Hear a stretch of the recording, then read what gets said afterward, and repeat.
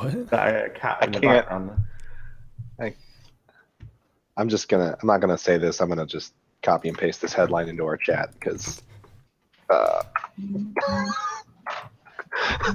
Looking forward to saw that. it. I just saw it and I like snorted laughing. Yep. But he won't believe it. But he won't believe it is what makes that extremely funny. Yeah. And not surprising. No. Anyway. If you changed just a few words on that headline, it'd be a clickbait headline without much work. Yep. You won't believe what Trump doesn't understand. I'm pretty sure I believe I that. would believe all of it. You won't believe what this head of state doesn't believe about this government institution. Doesn't understand this government institution.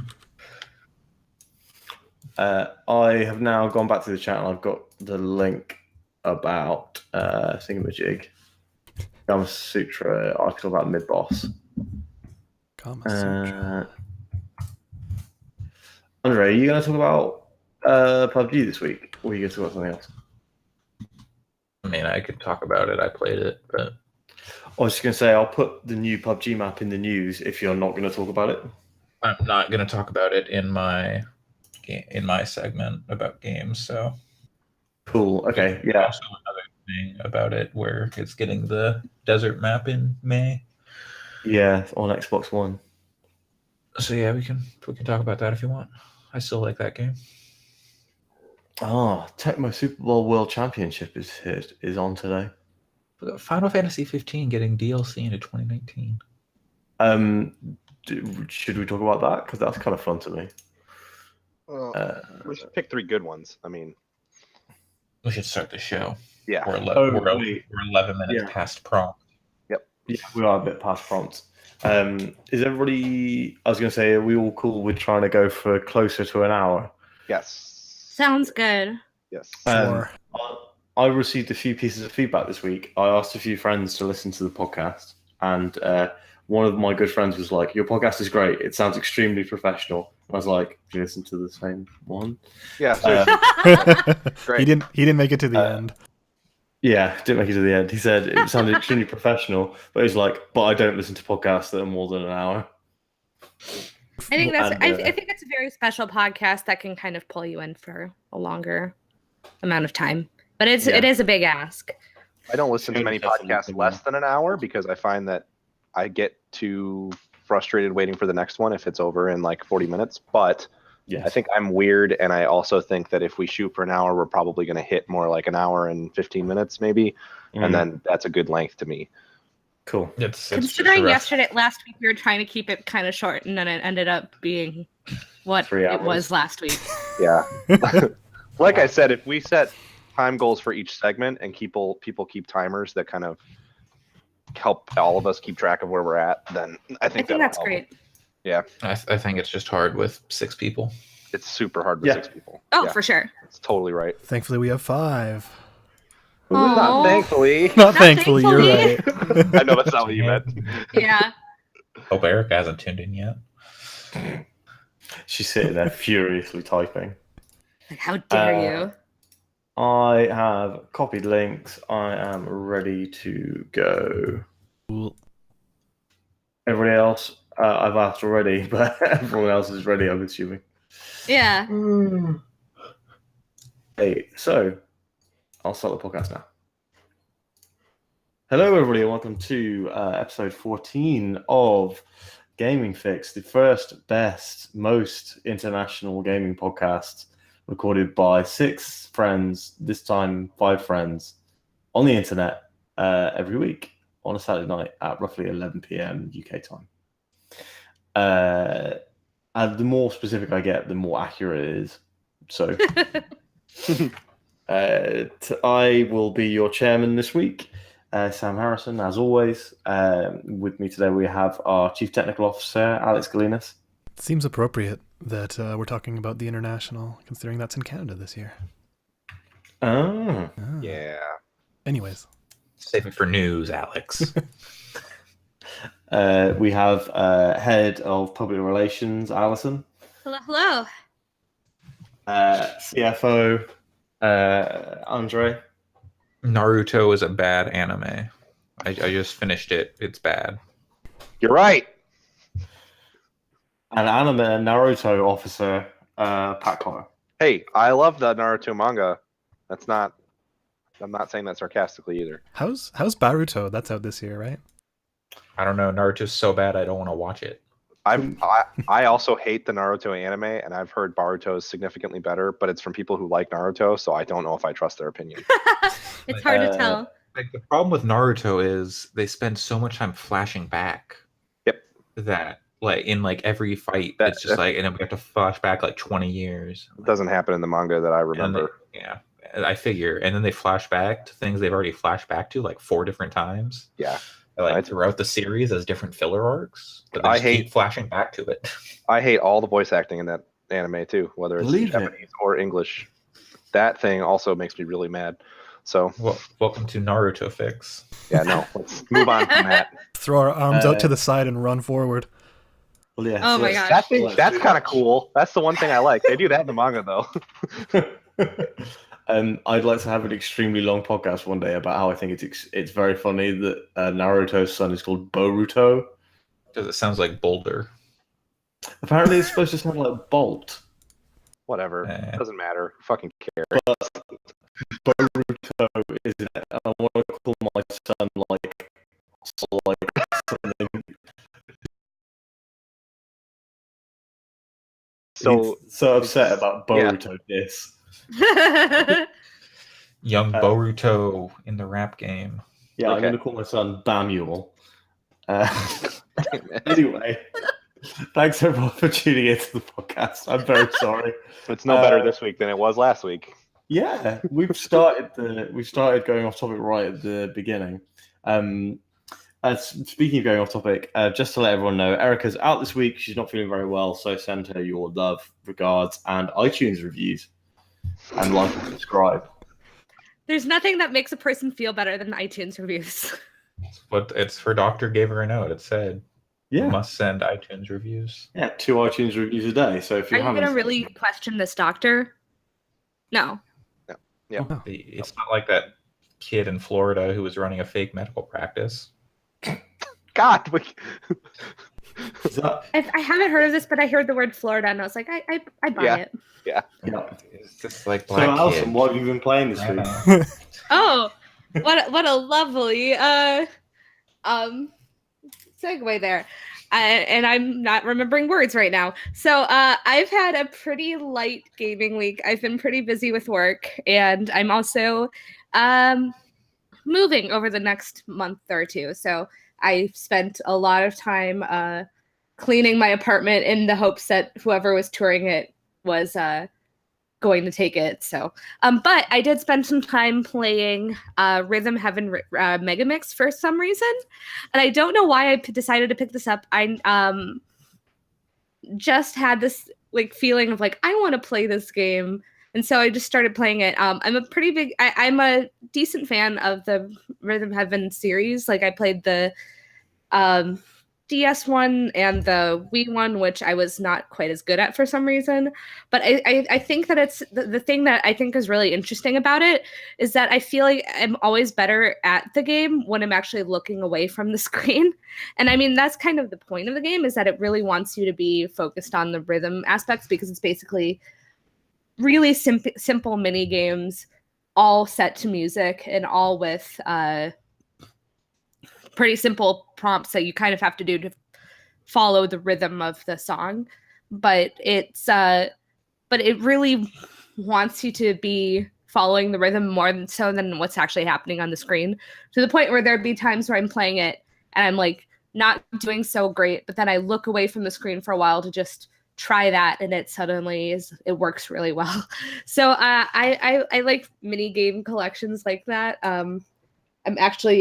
Today I've also been playing WarioWare for Game Boy Advance. So it's kind of like music WarioWare in a weird way. So it's I think it's a really great series, and I wish there'd be more of them because I love it. Totally. What are some of your favorite mini games in Rhythm Heaven? Um, okay, so there's the one that is called in English Fan Club, but it's called Idol in Japanese. And that's based off of like real fan chants that people do at idol shows. So at J-pop shows. So I remember when I first played that, I was like, oh, I totally know everything. I got it like perfectly in the first try because it was like all the rhythm I knew. I like all of the mini games though. I think they're all really fun. There's the one in Megamix, and I can't remember the name of it, where you're a bear and you're chopping wood for some cats. Yes. And it's like it's very odd because like eventually cats start like coming up and dancing in the background, but it's like the animation is so weird. You're, like, And wiggling. Yeah, and I'm just like, what's going on here? And then you're just like keep chopping wood, and but that was the one that felt really satisfying, and I felt like I was kept on the rhythm pretty well. The other good one is where you're a translator translating for like an alien language, but it has some like really funny reaction shots where you see the alien says something really ridiculous and you see just a static shot of people just looking completely shocked at this alien.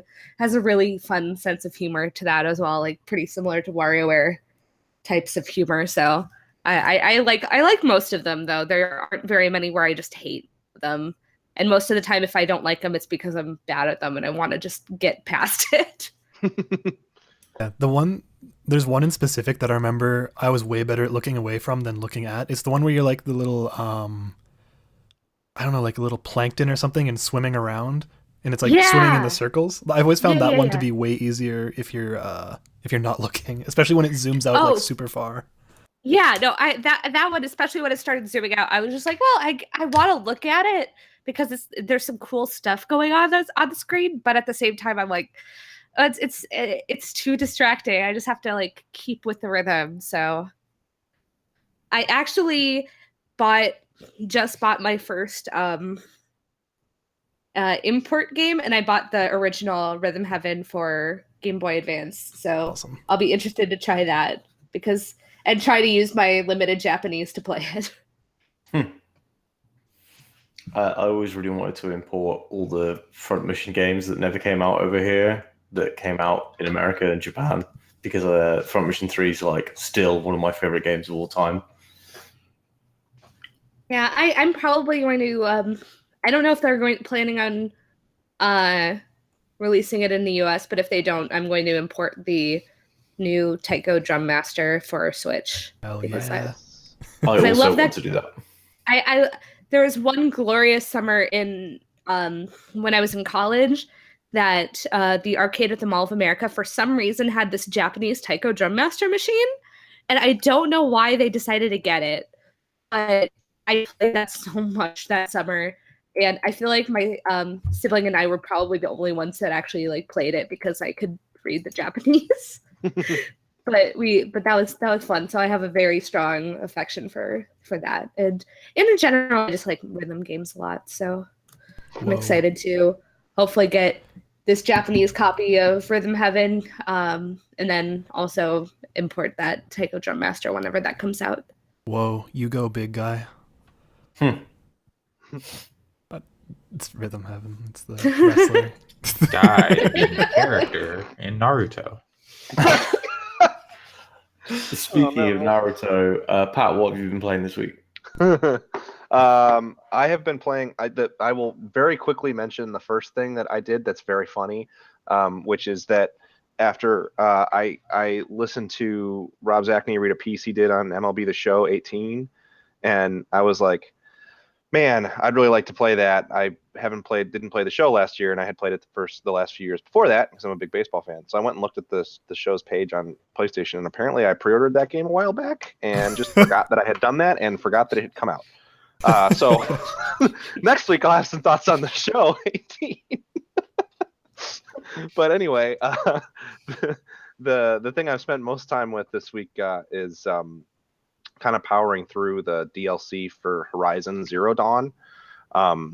It's really, really good.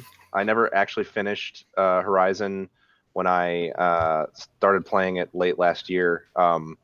I argued for it pretty hard on my Game of the Year list, but like that was based on not having completed it and only having spent like 10, 15 hours with it.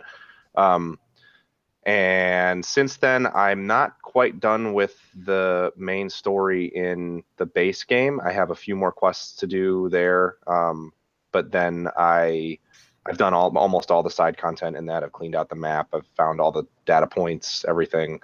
I'll probably just shoot for platinuming that because I'm already pretty close. But I wanted to see I was reading some articles that the DLC is best experienced kind of before you finish the main game, if you haven't already, just because it's sort of a story that exists alongside the main game's plot rather than specifically designed to be played at the end. And my partner, who's a huge fan of the game, had said like, well, if you go in though, I'm pretty sure there's spoilers for the main game in it. So I was kind of trying to figure that out. And it does a really, really cool thing that it's not the first game to do it, but I haven't seen it in a while, where if you go into the DLC, depending on where you're at in the story, you'll get different dialogue surrounding your entrance to the DLC area and when you finish it. So based on where I am right now, I'm kind of at a point in the story that's sort of urgent. It's not like quite like Mass Effect, the Reapers are literally blowing up the Citadel right now urgent, but it's like we need to get this figured out because things are not good. And one of the characters that kind of is guiding you along at the point that I'm at in the story messaged me and started chastising me about like leaving to go to this frozen wildlands when there's stuff to do. And Aloy kind of shoots back at him that is like, she's like, whatever, you're just like ticked because I might be able to find stuff out about your past if I go up there. And he's very cagey about it. And it's really good dialogue that kind of justifies why she would go there at this point in the story. And then the DLC itself is just fantastic. It's like really, really, really incredible. It's like a $20 expansion. I got it on sale for half off, I think, when I bought it. And it just has a huge bit of area to explore. It has really cool new collectibles that they weave into the narrative and kind of build cutscenes and conversations around, which is really, really cool. It's got a really smart story that like makes sense to kind of fit alongside the plot, of the base game, that deals with like AI and stuff that kind of adjacent company is working on there and that happened before everything collapsed. It's an awesome thing, the way that they built it into, and it has the best side quest that I've played in that game, period, like base game or DLC so far. So I'm really enjoying it, and I highly recommend anyone that hasn't played it, that hasn't, whether you finish the main game or not, go back and check it out. I still never finished the original Horizon. I do want to, but like I lost that 30-hour save file. Yeah, That's I hard. don't have 33 hours. Yeah, Well, I but need to go back and finish that eventually because I really liked what I played of it, but there were just too many games last year. Yeah, I think last year was a really special year for games. Some would say Horizon Zero Dawn was the game of the year last year. if I had it to do over, I would probably hang on. There's a dog barking. What Pat's saying is, Horizon if would he not had be to do silent. it, I would have 11. probably put it at 2 or 3. I don't know that I like it made more than number Zelda. 3 but- on our list, but I had to leave Yeah. and I could not fight for it over Mario, which still made me feel nothing. The only games I would put over it at this point would be Nier and then possibly Zelda. But that's a real. I might like Horizon more than Zelda. Yeah, what was hard about that was that Horizon came out like a week before Zelda too. So I played a bunch of Horizon and then I got my Switch and I was like, well, I want to play Zelda, so then I played it and I just never got back to it, unfortunately.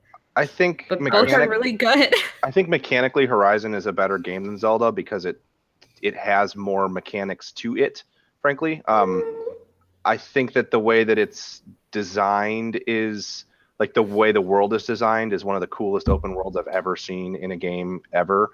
Like, and I think that it's kind of too bad that a lot of the storytelling is in those text data points that probably a lot of people didn't go back and find.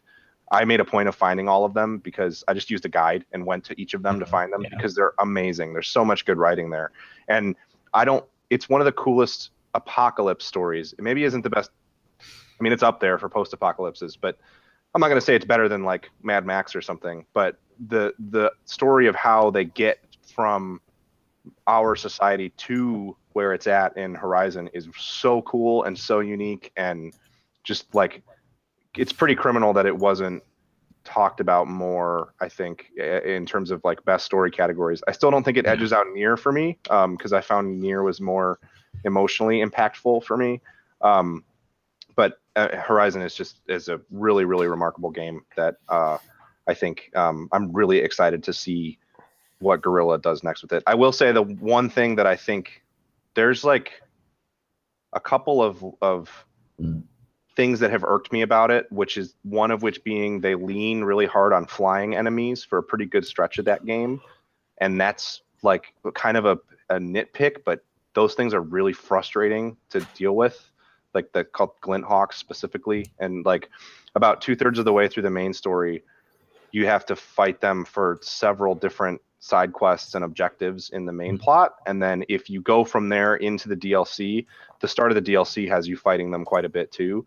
And that I actually found was like a real point of frustration for me. And it was only so noticeable for me because I had been finding it so smooth and like fun and not frustrating up to that point, to then have to fight Glinthawks over and over again for what felt like hours was frustrating. But that's also partly the order you do the content in. So you maybe wouldn't experience that yourself. I just think that those enemies suck to fight, and I wish they weren't as prevalent. And then the other thing is that there's a lot of verticality in that game in general, even more so in the DLC, and sometimes it can be really frustrating to like navigate. Like getting down off of things in particular. The climbing part is kind of fun because you can often like kind of Skyrim your way around cliffs to kind of get to where you want to go. But when you're searching for collectibles and they give you like a radius on the map and it's unclear if what you're looking for is at the top of a cliff or at the bottom of it, and then you spend 10 minutes looking for it at the top of the cliff, decide it's not there, and then go down and take a bunch of time going around the winding path to get down to the bottom, only to find out that it was on the top all along. It can be like kind of frustrating. So I wish there was some kind of like better system introduced in the DLC for navigating down cliffs. Like, I don't know if a glider would have made sense, but just some way without needing specific like rappel hard points to get off of high places. But well, that said, given that those are my two biggest complaints about it, that's pretty good because those are ultimately kind of nitpicky things. Okay. I think living in a post Breath of the Wild world, I just want all open worlds to have a glider at this point. I know what you mean. That's kind of what I'm getting at. Or maybe those games could have something cool where you swing from one, I don't know, maybe a building to another. That's not.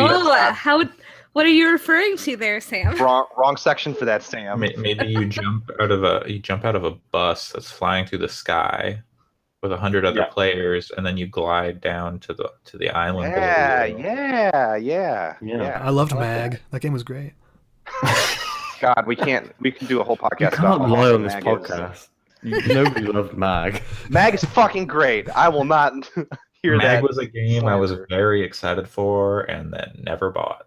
Oh, I convinced my friend to buy it somehow, but I never played it. There was a period of about 3 weeks there where that game was fucking awesome. This was awesome. Warhawk. Yeah, it was. I want to play Starhawk. It's apparently fantastic. Is it on PlayStation now? I'll have to look that up. Yeah, I hope so.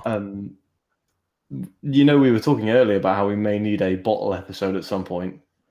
How about a rehash of our game of the year for last year? Nope.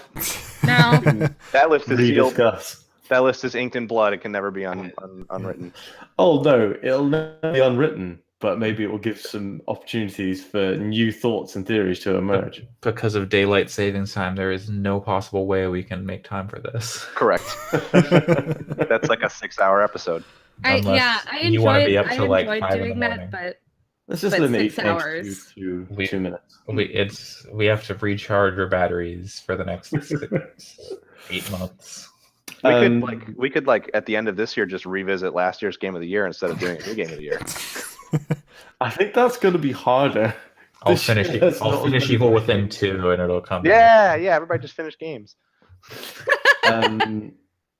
Speaking of finishing games, I don't know whether you're going to talk about finishing one, but Andre, what have you been playing? I beat no. I finished Ni no Kuni 2. I don't know that game. I have feelings. They're mixed, I guess. Ni no Kuni 2 is like, I don't know. The phrase "my first JRPG" keeps coming to mind. Uh-huh. Feels And like like that's not necessarily like a bad thing. Yeah. Like, everyone needs a first JRPG, but it like a lot of it's streamlined, which is great. And it cuts out so much of like the fluff that it feels like it doesn't feel right. It just feels like it's missing a lot. But like the story is so half baked, not even half baked. Like the story is there, it feels so like empty, kind of. Every section of the story plays out exactly the same way. Once you get past like the intro, so, like you're going to kingdoms and you're recruiting them to your like declaration of interdependence, and basically every single section plays out exactly the same way, with no real twist on any of them. It's just like the kingdom you're in is different, and so the thing you're supposed to do is slightly different. And it overall kind of disappointing in that way.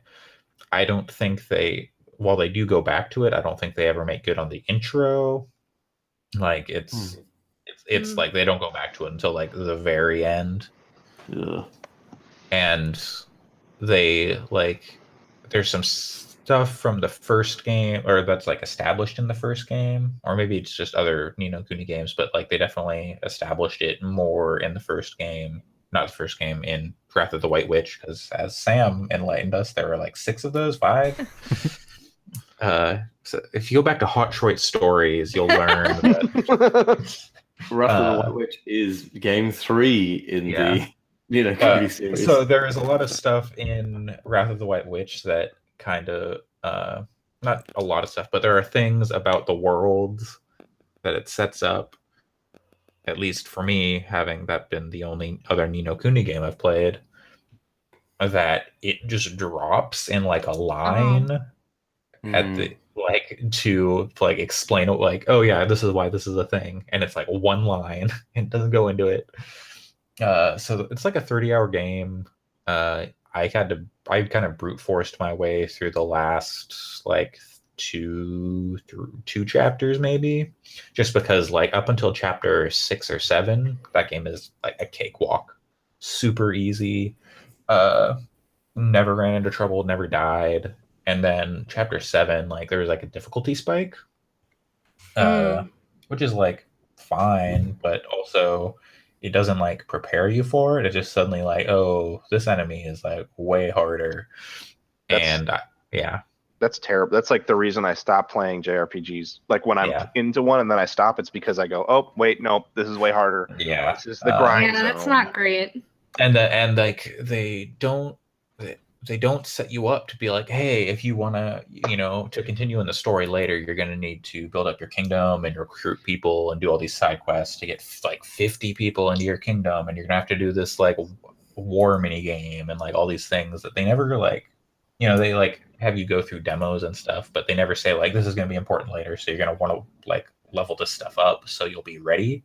Because it just like then I'm like, I can't do this because my army isn't strong enough, so I have to go grind out these like war side quests on the side and build up my kingdom and wait on timers. Because like the kingdom building is like a free-to-play thing, basically, where you're waiting on like timers to go so you can get gold, and then you can spend the gold to upgrade stuff, but then you have to wait for gold to come in on the timer, and so then I'm waiting. Weird, because I've played games like that on mobile before, and like those games aren't structured like that because that's fun.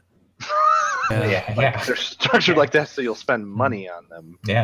You can spend the you can get some of the gold from doing side quests, which I didn't even realize because it's a separate currency from the regular gold you use to buy items and stuff. Yeah, You get, that's weird. King's Builders. So, do you ever get to murder Mark Zuckerberg in that game? I lost spoilers. interest in Leaf Book. I can go back. I can report back later, maybe. The Leaf Book thing just seems really strange. I still want to play it because of that weird stuff.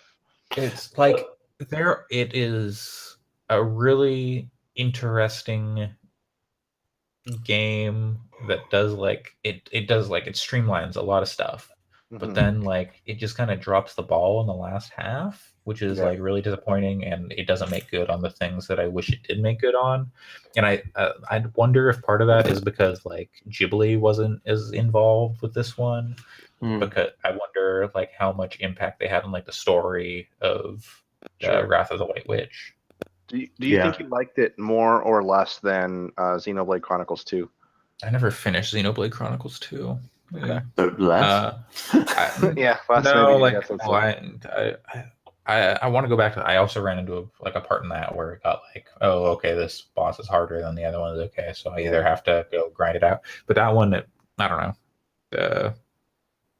It's different games, so it's Sure. hard to say. But I don't mind Xenoblade Chronicles 2. I just need to go back to it. The story is far more interesting. I'm just considering playing, I'm kind of at a point where I'm going to pick the next big RPG that I'm going to play. And I have Assassin's Creed on the docket, but I don't really want to play that because it's so similar to Horizon. So I'm kind of looking to play something that's more numbers based, that's a little stat heavier. Yeah. And I own Xenoblade Chronicles 2. So I would jump into that, see if it grabs you, because it's I hated to the me, combat. it's way more interesting. Yeah, the combat wasn't really my favorite in Xenoblade Chronicles 2. I liked what I played, but I bounced off of it because there's so much setup in the beginning, which I expected. But for some reason, when I tried it, I just had too much going on. I couldn't get into it. Yeah. No Kuni is less of a time investment. Like I said, I beat it in about 30 hours, even having to do go and grind out side quests and stuff like that. But I felt let down in the Gotcha. end. Cool. That's a shame.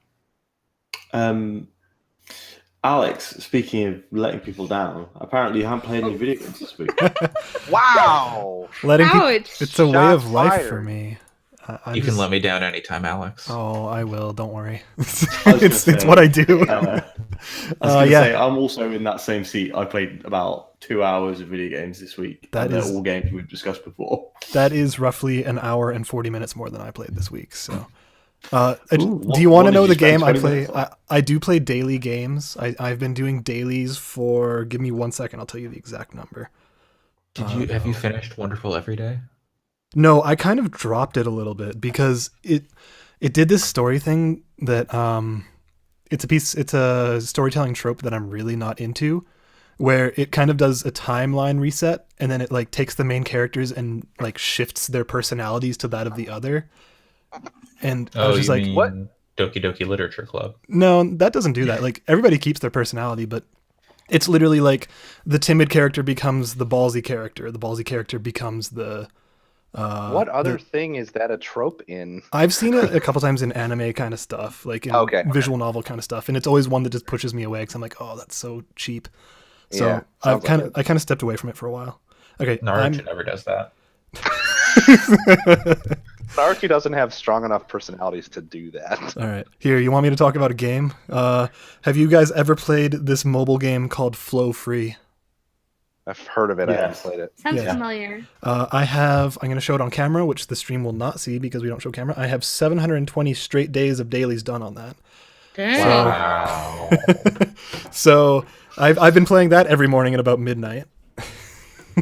Just to That's make funny. sure you don't lose your streak. Yeah, I'm looking forward to the day my phone dies and then I can. It's all gone. It's all gone forever, and then I'll finally be free. And that's the good thing about Cat Condo is that I could just it had a set end, so I was like, okay, I'm done. Yep. Yeah, Are you being held hostage by the dailies?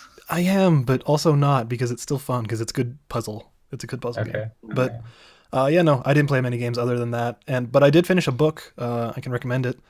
The Name of the Wind. If any of you guys have ever read or heard of it. Really good book. Yeah. Maybe just don't read the sequel. I'm already about 100 pages into the sequel. I don't like it as much. I've heard where I'm at so far is pretty consistent with the first book, but I've heard that it gets way darker. Where if you thought of the first book as kind of being Harry Potter with the characters from like Game of Thrones, this is more like putting the Harry Potter characters in the Game of Thrones universe, so it's way darker and like has like sex and stuff like that. I don't think I'd like either of those things that much.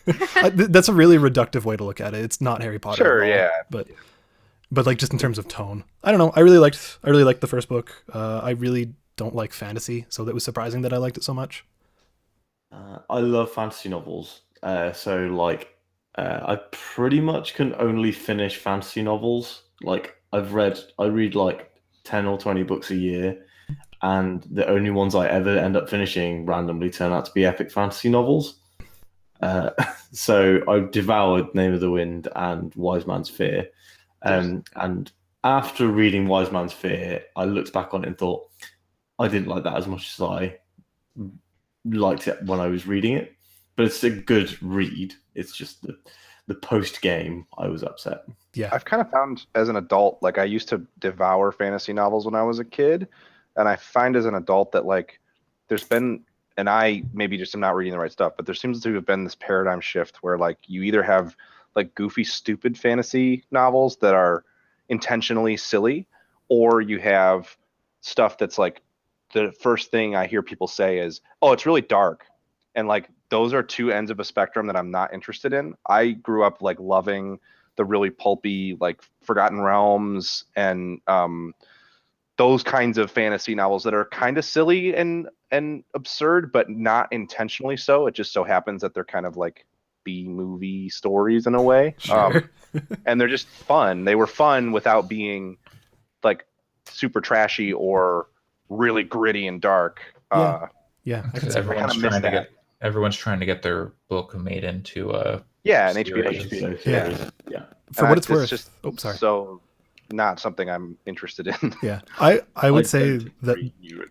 I was gonna say I could say that The Name of the Wind might be okay for you because it has the dark grittiness sometimes. It depends on which characters are in that particular scene. Like Yeah. Well, there's a character named Ari, and every scene that she's in is just super whimsical and adorable. yeah. Like Yeah, stuff I mean, like I that. love like The Witcher and the books, like Mhm. the Witcher novels and stuff, and those are very dark, but they're not. I They're wouldn't. fun. I wouldn't. The first thing I say to someone would not be, "Yeah, they're really dark." Like that wouldn't be. That's not No. what defines them to me. They just happen to have some pretty heavy subject matter at times. Yeah. Yeah, I would say it's similar for this, where you could say it's really dark if you wanted, but that's not its That's its not the first defining thing I would've point. said, no. Yeah. Maybe you're just being let down by lazy like reviews by people. Yeah. Potentially, but I've tried a lot of times too on like Yeah. to read some of them, and oftentimes I'm just like, oh, okay, there's like an assault in the first like 2 chapters. Fuck this! I'm not gonna read this. Like, I don't need fake grit and stuff that's just meant to upset. But if realism, Yeah. fantasy time, back in fantasy times. Yeah, totally. Realism. Yeah. Back in fantasy Anytime that time. they're like, "Oh, look at how edgy this is," it's always kind Yeah, of like yeah, it's- disappointing Yep. because you're just like, Big I time. get it, Yeah. cool. You know what movie I found that way and I totally hated it? Mm. Black Swan. I can see that actually. I can see like that that for movie, but I get Aronofsky. Yeah. Yeah. I was like, this movie's trying so hard to be edgy and dark. I think if that movie came out now, I would probably feel that a lot harder. I haven't watched it in a few years, so. But I get what you're saying on that. Anyways, those are the games I played this week. You only listed one, but that's okay. Yep.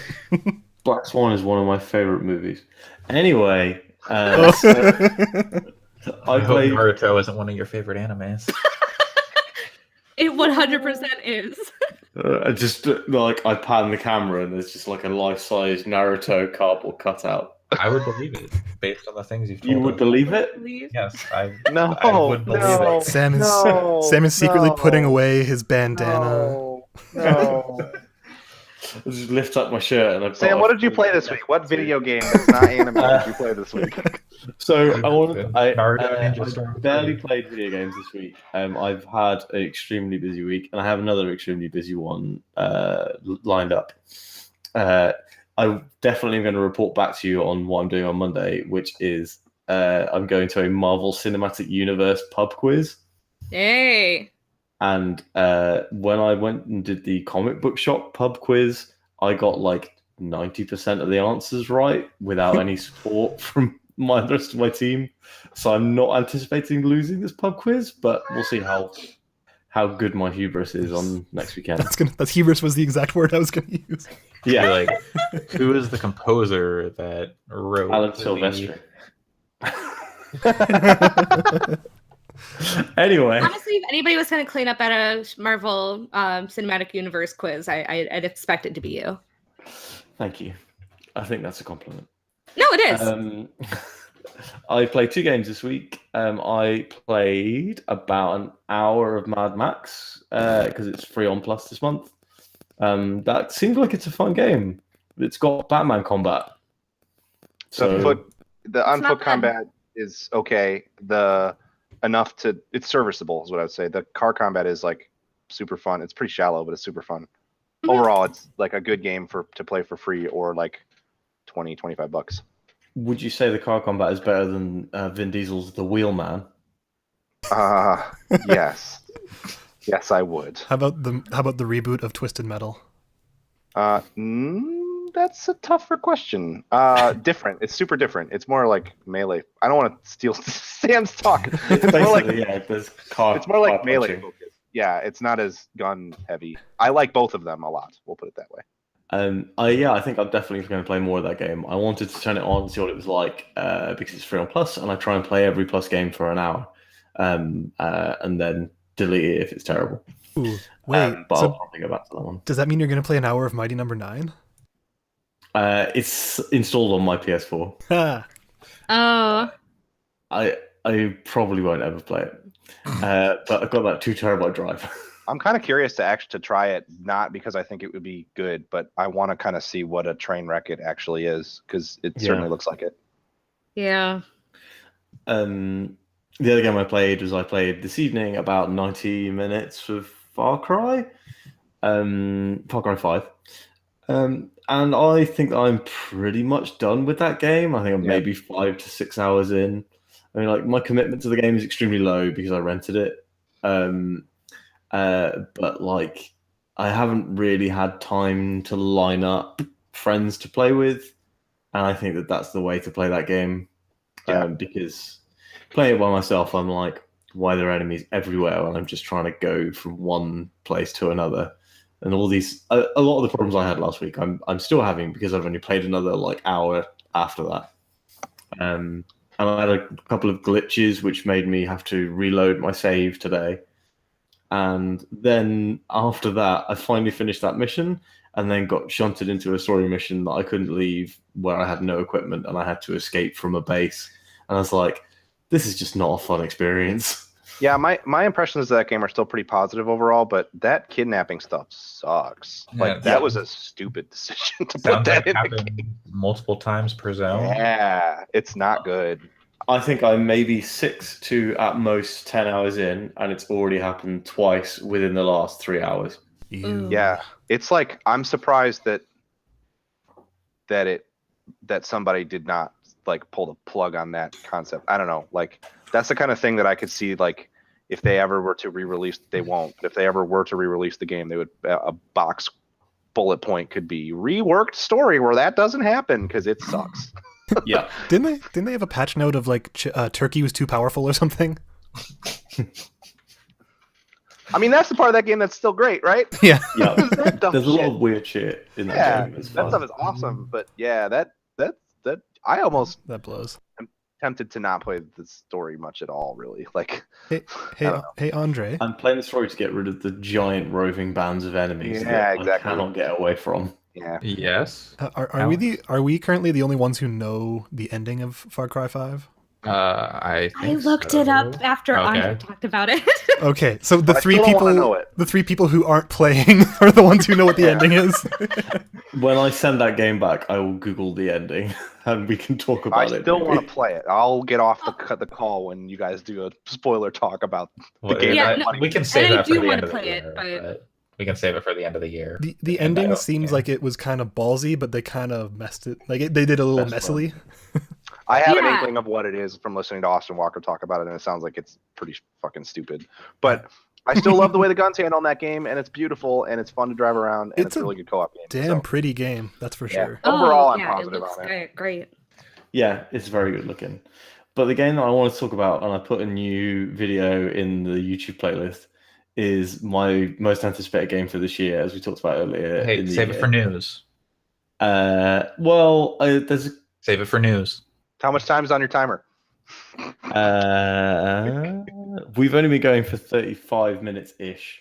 All right. 45 Okay. minutes, you mean? This is So your Save it for news. Spider-Man 5 minutes. Save it for news. Spider minutes. You have not been playing this game.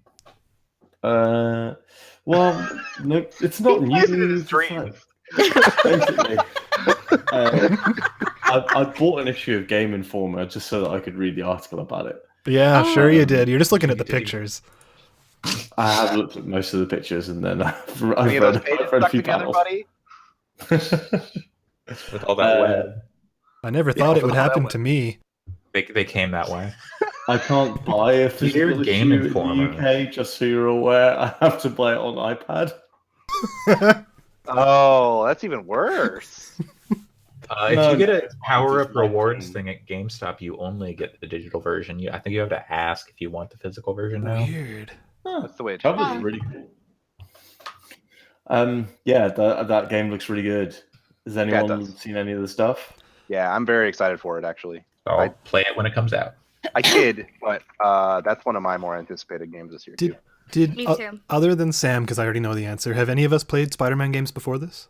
Oh, yeah, I played almost every single one of them. Okay. I have I'd not agree, done yeah. that, but I know everybody likes Spider-Man 2, but I played the first Spider-Man movie game and I loved that when I That was game a is kid. awesome. Yeah. So that's like super nostalgic for me. The old PS1 and Dreamcast Spider-Man games are really cool, too. I I like played those. one on the N64, which I think was the same as Yeah, the PS1 game. yep.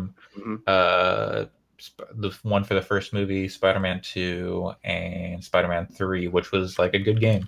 Yep. Spider-Man, which was a PS3 game, I think? Yep. Ultimate Ultimate. PS3 game. I did not Ultimate- like that game. I also played Web of Shadows, which was pretty cool. But Yeah, Web of I Shadows played is that the one best too. one. The one I like Ultimate Spider-Man the best myself, which is a lot like Spider-Man 2, but with like a cell shaded art style. And then and it had Venom in it too. You played as Venom and Spider-Man. And then Web of Shadows is really good. That the other one that Beanox did, the like the one with the different eras. Shattered Dimensions. Shattered Dimensions is not good, in my opinion. But So Treyarch made Web of Shadows? yeah. Oh, I thought Beanox did. Okay, No, Beanox took over afterwards. that and makes sense. The Beanox ones are bad. Yeah. Well, very mediocre. Yeah. Whereas I played most of the Beanox ones, but I didn't finish all of them. And I played Amazing Spider-Man 1 and 2. Amazing Spider-Man 2, I finished in an afternoon and then returned it. I actually am kind of curious to check those games out if I could find them for like dirt cheap, because I heard from a friend of mine who's a big Spider-Man fan that they're not good, but they're totally fine, inoffensive ways to waste an afternoon. Amazing Spider-Man 2, the swinging is there. Yeah.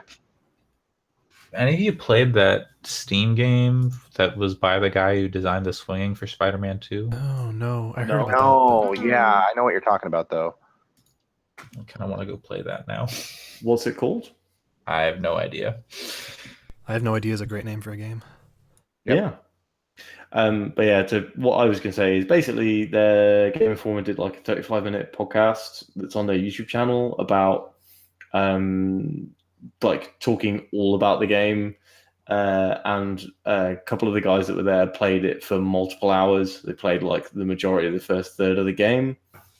So I would recommend listening to that. They don't spoil anything, but it's just It's really cool. They give away a few things about the state of the world when you start, which is awesome. Also, like Peter is 23. He's been Spider-Man for 8 years. Him and MJ are separated, and they haven't seen each other for 6 months at the start of the game. But she's apparently a playable character. Interesting. So there's a load of interesting stuff in the game. I'm obviously I was hyped to play it, but I think it's the most hype I am for a game at the moment. I am really excited that they chose to set it outside of the MCU and that it's not tied to that. That's like a really, really positive thing. I also did they ever? Is there any?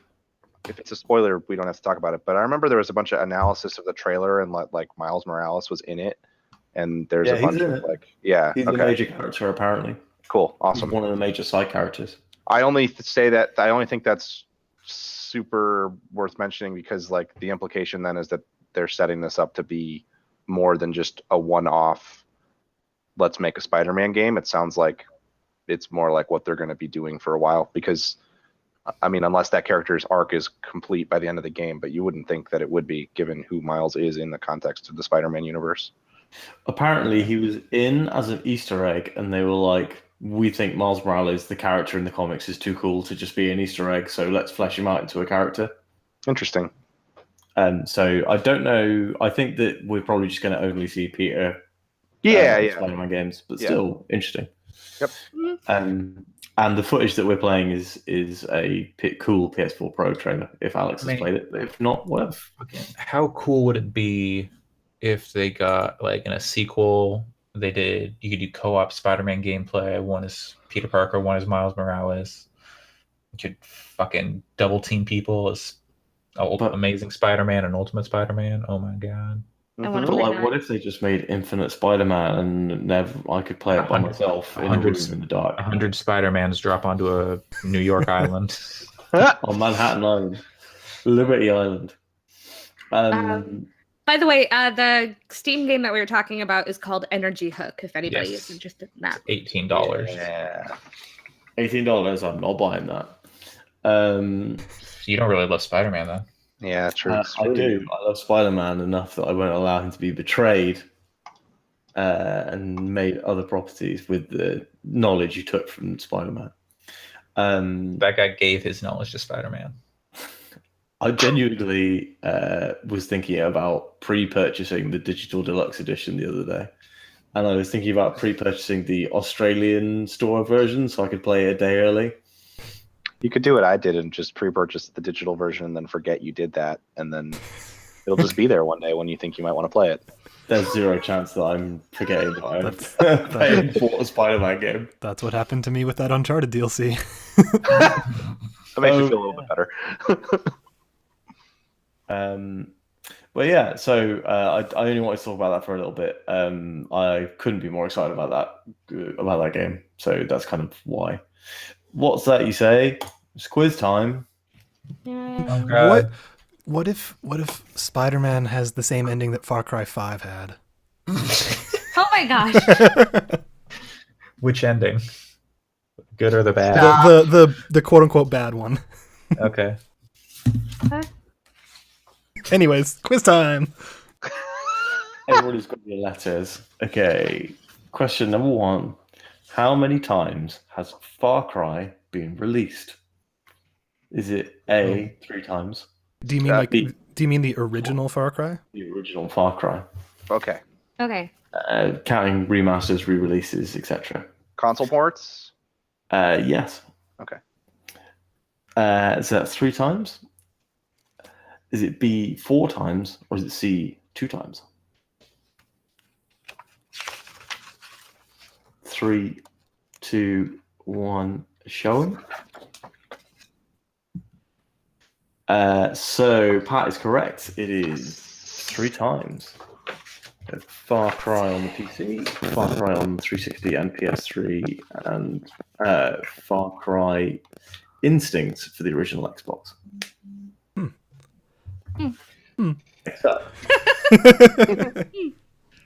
True or false? A is true, B is false. Rhythm Heaven Megamix is called Rhythm Tengoku, the best plus in Japan. Oh my god. 3, 2, 1, show 'em. I want it to be true. Oops, I I need it. meant B. I meant B. False.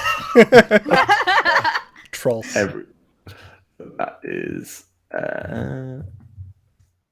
so Andre, Alex, and Allison, you are correct. It is true. Fuck, that's so much better than what we got. I tried to Yeah. metagame the quiz Best because plus. it seemed too obvious that was correct. I'll start making up funny Japanese names for games in future. Yeah, please do. Who was the game director for Horizon Zero Dawn? Is it A. Mathis de Jong, B. Niels van der Leest, or C. Ben McGraw? I have no idea. I really don't know. I don't know who works at Gorilla. That's why they're multiple choice questions. It's just like Is it? college. Okay, 3, 2, 1. Show me your answers. I'm going to put A. You are correct. So that's Allison and Alex. Yay for guessing. Yeah, woo. Niels Vandermost. Yeah, just sounded too like you wouldn't have come up with that name, you know? All three of those names are on the Wikipedia page for Horizon Zero Dawn as like main people. Dang, son. Damn it! So they're all real people, That's terrible. including Ben McGraw. Who is the voice actor playing Peter Parker and Spider-Man in the new Insomniac Marvel's Spider-Man for PS4? They got the same guy. That's weird. A. Tom Holland, B. Troy Baker, C. Yuri Lowenthal. Let me get your answers, please. 3, 2, 1. I hope it's this. If everyone's put C, you're correct. Fuck yeah, So it's that's Yuri. everyone but Allison. I don't think I've actually heard him speak in the trailers. Dude, I love Yuri. And he does a great interview on YouTube, Alex, about being Spider-Man. It's very fun. What else has he been? I know his name, but I can't place his voice. He was Yosuke in Persona 4.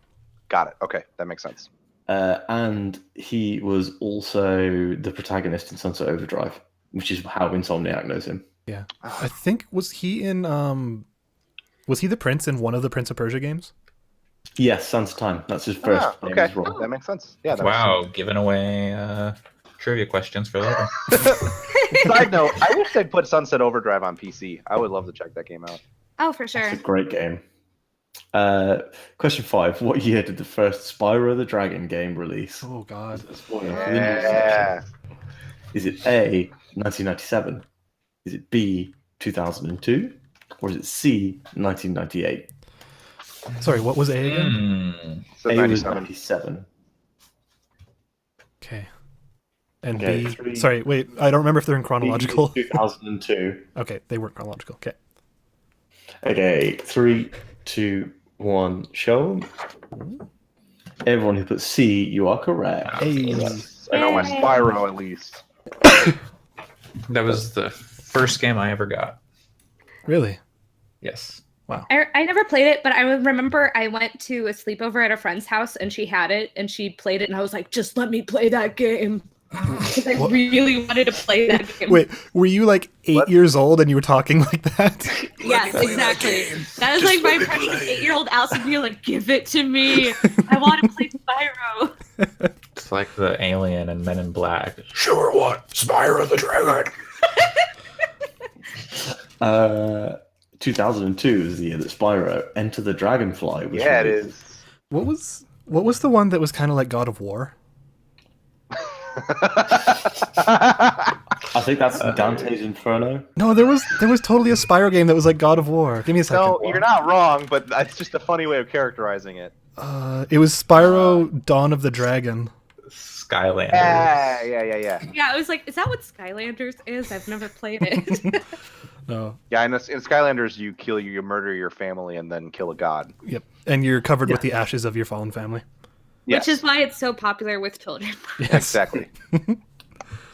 It's that fantasy, power fantasy. News. Yeah, let's say we already started it and talk about Spyro. Why not? Yeah. I was going to say I've got 3 pieces of small news and then 1 piece of big news to talk about. So let's start small news with Spyro the Dragon. Wait, No. you say that Spyro's the small news? Well, I don't know. It's like It's the No, news we're that's what you talking said. about. You said Spyro's small news. I heard you loud and clear. He's I a don't small appreciate dragon. He may be a small dragon, but he's got a big heart. Yeah, the Oh. biggest heart. Spyro's fucking awesome. Put it on the back of the box. Yeah. He's got a big heart. Spyro's fucking awesome. Naruto expert. If that was on the box, I'd probably buy that game. So, okay, here's my thing with this. Like, I didn't care about the Crash reboot. Nope. I never actually played the Crash games. I only played like the demo that came with my PS1. Like I said, Spyro is my first game that I ever got, but I never beat it because I didn't have a memory card. Because one, why the fuck weren't they packed in with like the PlayStation? You needed them. Why weren't they packed in? Just give us one. Anyway, so I never beat it. So I just played like the opening of that game over and over, and I got several levels in every time, but I never like beat it because someone would always turn off my PlayStation. Later found out it was my mom.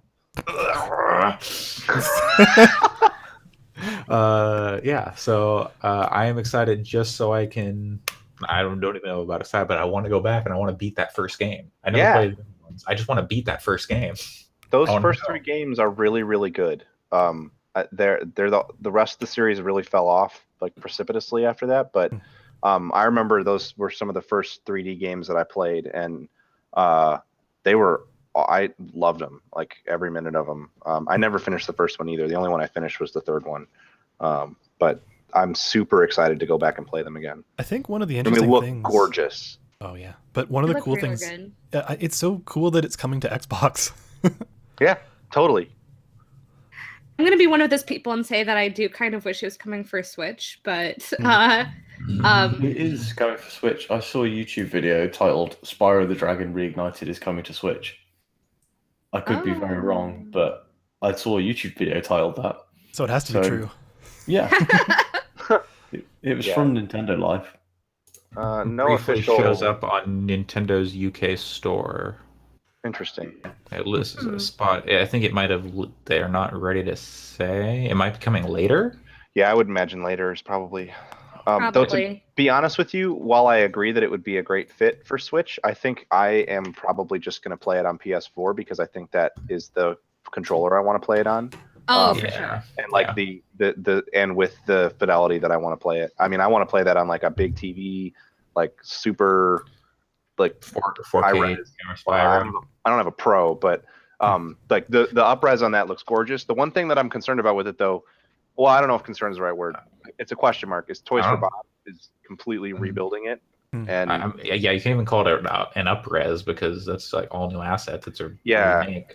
Right. And Toys for Bob made Skylanders. And I think that those games are fairly mechanically sound, but I don't know that it's going.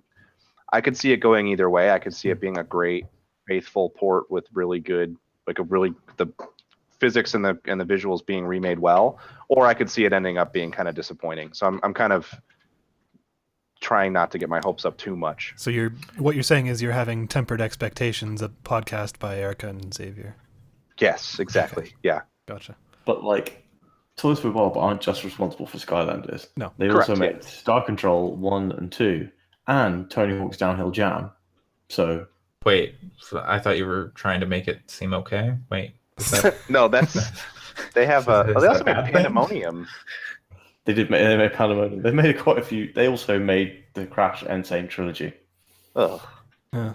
Well, No, only on Switch. They only did the port to Switch for that. Oh, interesting. Speaking of, if we're done with Spyro, another little tiny piece of Switch news that came out, probably worth one sentence, is that Wolfenstein 2 is going to have gyro controls. I'm in. Sign me up. I want play it in a headset. I want BJ Blazkowicz in Mario Kart 8 going, I'm using tilt controls. Yeah, that I can handle. But like, it doesn't make a lot of sense to me. the more I think about the fact that that port is still coming, like the Doom port was cool because it was like, look what the Switch can do, and if you still needed convincing as to being the Switch being a cool console, like, great, cool, put it there, that's awesome. But like, there's actual reasons to have the visual fidelity that Wolfenstein 2 has, and I just don't know that I think it makes sense for that platform at all.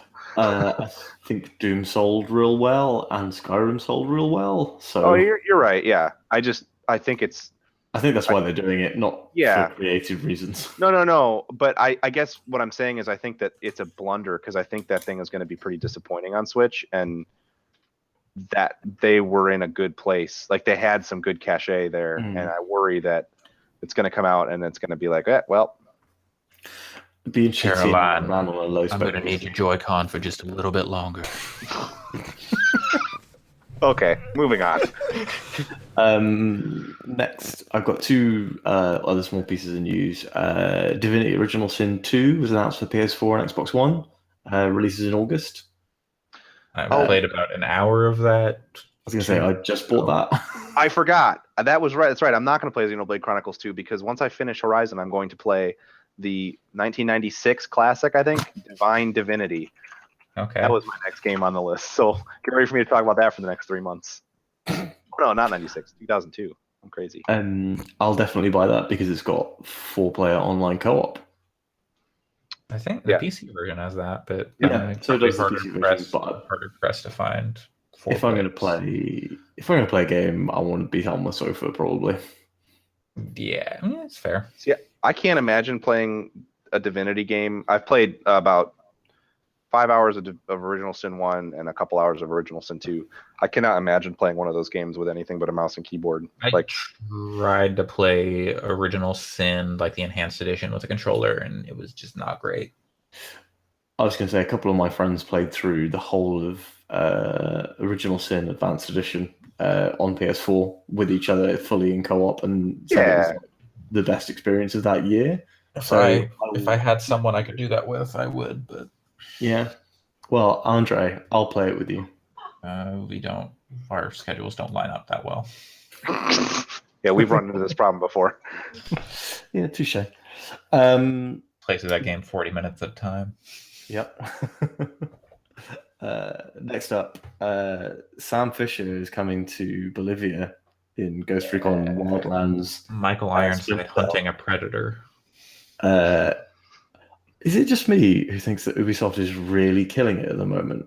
Like, does this count as killing it? So weird. And like, it seems like such a fun move. Like I agree. Ubisoft is supporting their games well, but I don't know if I look at this and go, Ubisoft is killing it with this like support. Like, yeah, but I think it depends on what your relationship with True. So I don't have much those games. Splinter Cell. Yeah. I see what you're saying. I don't have a relationship with it. This is another weird one from Ubisoft, which, like, good on them for doing like fun, goofy stuff. This is just like, what? Yeah, Okay. I think it's sort of like, I don't know that I would say universally they're killing it like either. I don't know, but if you're a fan of Tom Clancy stuff, that it's the best time to be playing Tom Clancy related games, I think, right now, because Wildlands has, like, they pulled it from the ashes of being a mediocre open world shooter, and Siege is really good, and putting Sam Fisher in it is cool. Do you think we get a new Splinter Cell E3 based on this? Yeah, I think so. It's time. Yep, I think it's the right time. I need to go back to Blacklist because that game was pretty fun, but I never finished it. I think we get Watch Dogs this year, and we get Splinter Cell and Assassin's Creed next year. So I could see Splinter Cell next year, like early next year, maybe take the place of that Far Cry. Like, could be exactly. Yeah. I think they're going to put all their franchises on 2-year things, apart from the service games like Rainbow Six and Ghost Recon and For Honor. And For Honor, sure, that game exists. That game is one of the most underrated games of 2017. Damn it! What about Just Dance? Rock, paper, scissors simulator. That was what it was when it launched, for sure. Again, apart from the ashes. I think we're all pretty certain we're getting Watch Dogs 3 this year at Christmas and no Assassin's Creed. And then next year, I would assume we'd get Assassins and Splinter Cell. It would make sense for them to put Assassin's Creed in the same year as a Clancy game, because those are, I understand, I don't know, did they ever? No, Watch Dogs was never associated with the Tom No. Clancy. Yeah, No. okay. So No, it makes sense yeah. for them to do a Clancy game alongside a Assassin's Creed year, because those are so incredibly different. Whereas Watch Dogs is kind of the franchise where those two things kind of like converge, because it's an Mhm. open Yeah. world akin to Assassin's Creed, but with a modern day Mhm. military, not military, but shooter setting. So I think they need to separate Assassin's Creed and Watch Dogs so that Watch Dogs can totally, breathe and succeed. Yep. Because I don't have the energy to play both of those games in the same window. I mean, Speaking, Watch Dogs 2 was a lot better than like every Assassin's Creed apart from Origins for a long time. But That when must, we get- it must be really good then. Watch Dogs Brotherhood. That'll be just incredible. speaking of Tom real Clancy, talk, yeah. sorry, speaking of Ubisoft Tom Clancy stuff that's coming out in the future, are any of you guys going to play The Division 2? Yeah, probably. I'd love to. I never finished the first one. It's installed on my PC right now. I hated the first one. I played like 30 I- hours of it. I just never thought that the first one was for me, so it'd have to be pretty good for me to pick it up, I think. I put like 20 or 30 hours into the first one and I just hated it, so I dropped it. Never touched it. I I'll liked put it a those- lot, but I could see why someone would hate it very easily. I think that game I is like liked a it as well. solid 7. I think that game became unplayable without other players at later levels, and the friends I was playing with were like, "We don't want to play this anymore." That's kind of where I got to. I did that on PS4, and then I got the whole whatever super pack for like $15 on PC during the Steam sale over the holidays. So I would like to try to play through the story at least before the second one comes out, because in theory I really like the idea of it a lot, and I think it handled a lot of the loot elements better than the first Destiny did. Destiny 2 handles those things probably better than the Division did. So I don't know that it might be hard to go back to the Division 1, but in general, they've changed it so many times from that base release. Yeah, totally. Updating it. I don't even know where it's at now. I haven't played it since right after launch. So I think now it's best to move on to our final news feature of the day, which is something that Alison picked out. So I was wondering, Alison, if you wanted to take us through it a little bit. Sure. This happened a while ago, so a lot of people have probably heard of it. But it was recent allegations of harassment and poor working conditions at Midboss, specifically by the now former CEO Matt Kahn, and I just thought it was I just thought it was interesting, just because I think that a lot of gaming companies do have kind of questionable working circumstances. I mean, it's not all to the point of harassment, but when you hear about all the stories of people working unreasonable hours, I think that's really common in entertainment industry. So I think it's interesting that a company is being held accountable for that, mostly because I really hope that happens for other people in the gaming community and in the game dev circles, because it is pretty unreasonable to expect people to work without the pay that they need and to be working for dirt cheap.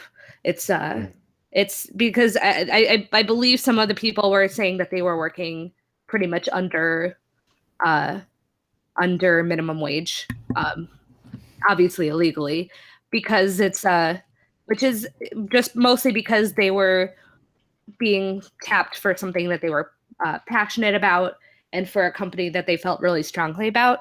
And even if I've seen that when I've like in the past when I was looking for jobs, like there are a lot of places that were like, well, since this is a place that you're going to want to be, that we have a lot of people passionate about, we're going to pay pennies, and that's not really sustainable for people. And then also, then there is also the harassment side, which is really unfortunate. And then also, the mid boss also puts out the convention Gamer X, which is one of the biggest LGBT gaming conventions. So it's interesting to see how both mid boss and Gamer X will pull back from it.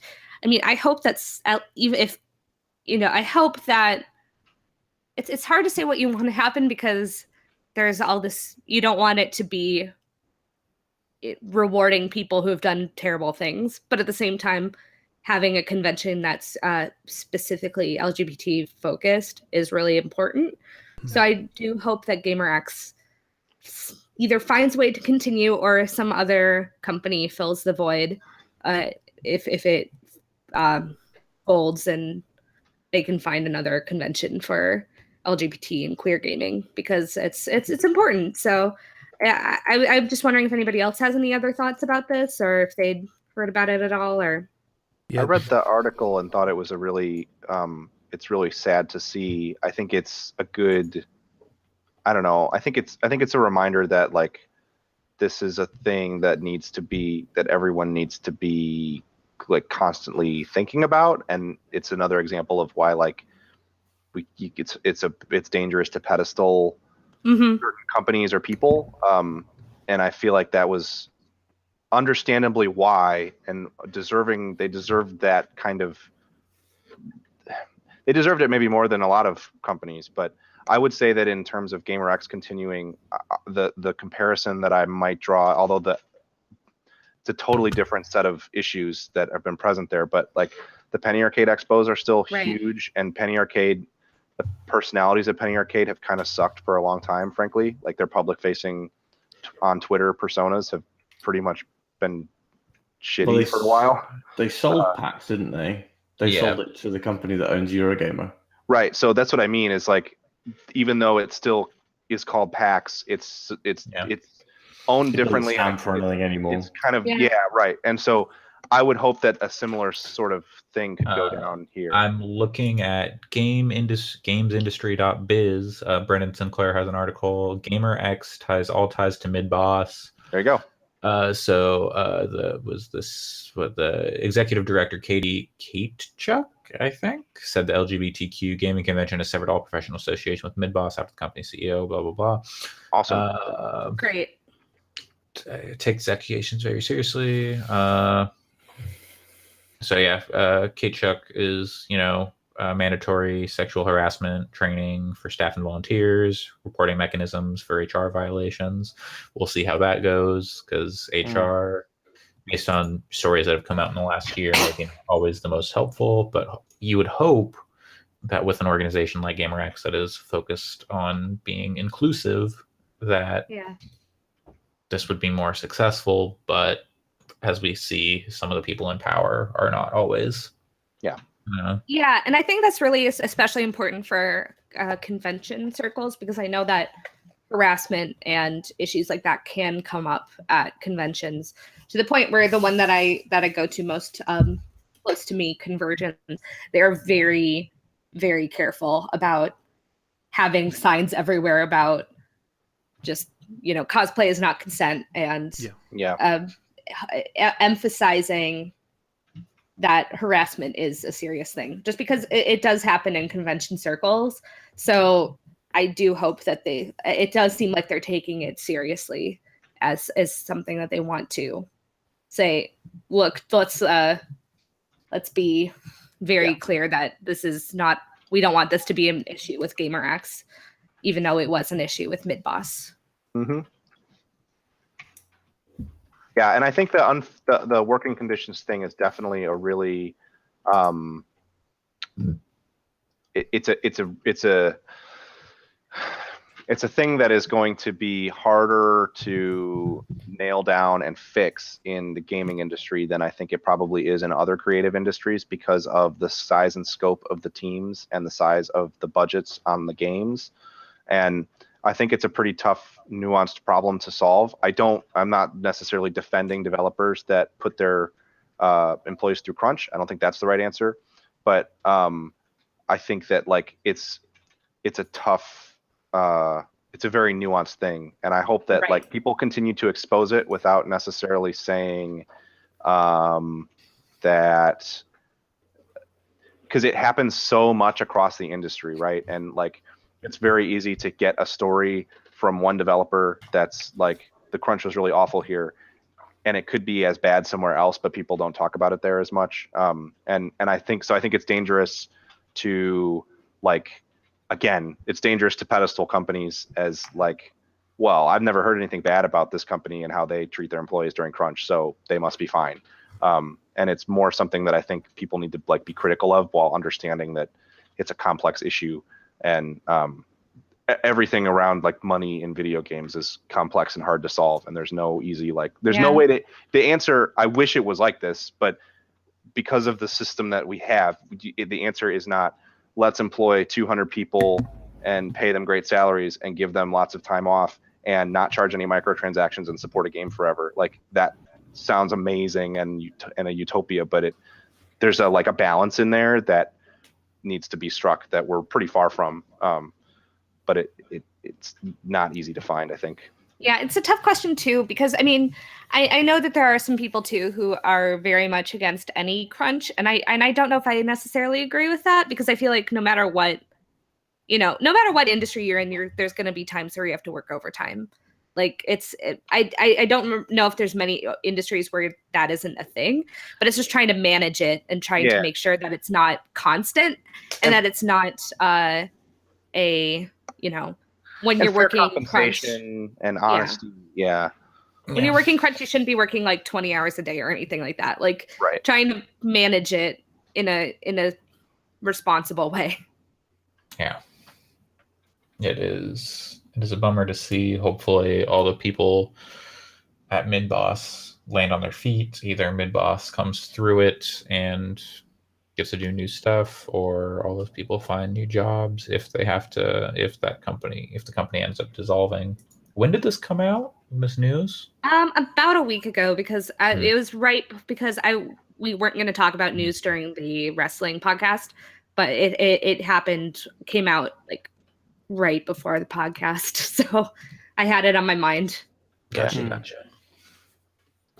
Yeah, but I hope that people do come out on their feet too. I didn't play 2064 read-only memories, but I know that a lot of people love it, and that there's clearly talented people working on it. So they have a new CEO, Cade Peterson, for Midboss. I don't know anything about him.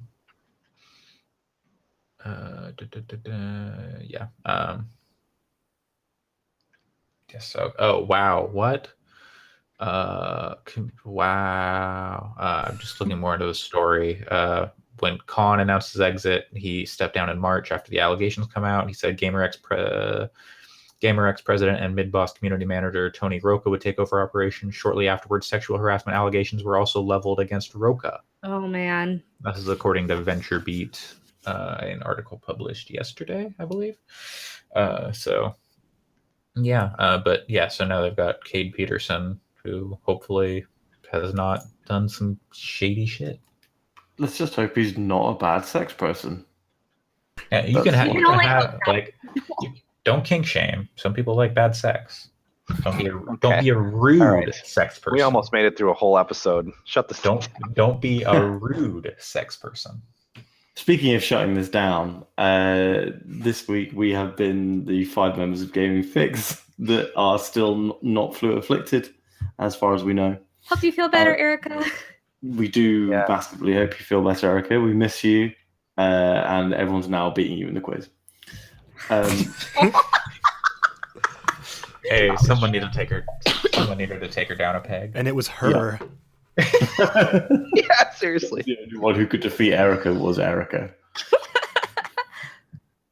But thanks everyone for listening. Please, as usual, rate and review us on iTunes. That's the most important thing that you can do, apart from downloading and listening to us multiple times in multiple places. Or I would say drinking water might be a little bit more important.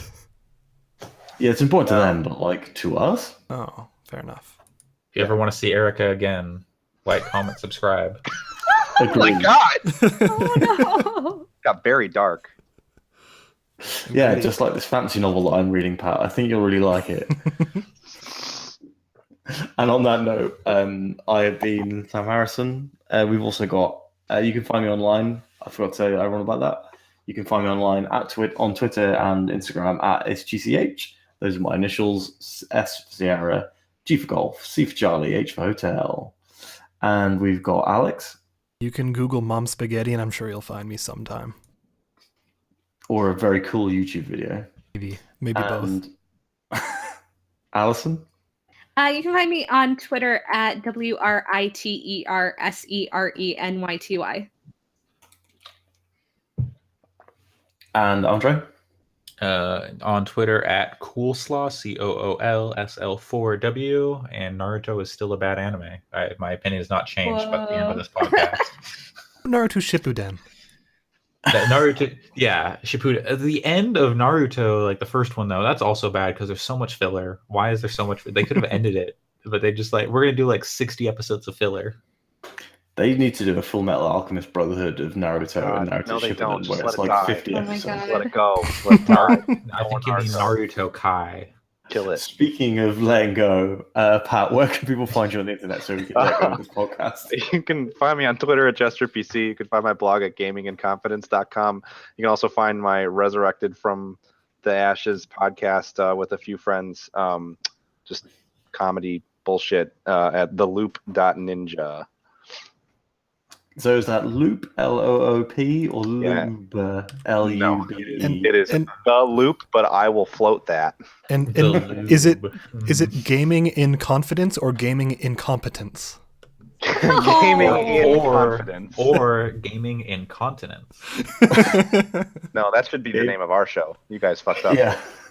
Gaming, By the way, everybody should read that blog because it's really good. Oh, thanks. Doing my Gaming best. Incompetence is the name of my blog. Don't steal my ideas. I mean, this week's episode of The Loop involved ASMR typewriters talking about me as a trading card game, and what was the other thing? Something else really stupid. So check it out if you like dumb Is shit. that ASMR typewriters or ASMR, typewriters? They're like using typewriters to conduct some ASMR. Yeah, Okay, I need to like listen to this immediately. it's not up yet. It will be today, hopefully. Okay. Probably by the time you listen to this podcast, it may or may not be available, Yeah. depending on when you listen to it. Yeah. Thanks everybody today for listening. Please make sure to like, subscribe, and as I said, review us on iTunes and download us in multiple places. Thanks everyone else for coming along and playing a part and being great and carrying the podcast. Have you been drinking again? Just water. Okay. I was gonna say aqua something, and then was like, no, just water is an easier way to say it. Goodbye, everyone. We'll speak to you next week. I'm Goodbye. gonna go OD on wrestling. I'm gonna sleep. Goodbye.